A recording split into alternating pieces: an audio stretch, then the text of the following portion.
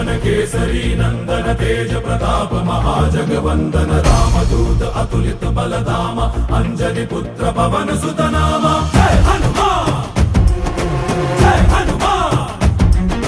भूत पिशाच निकट नहीं आवे महावीर जब नाम सुनावे संकट से हनुमान छुड़ावे जन्म जन्म के दुख बिसरावे।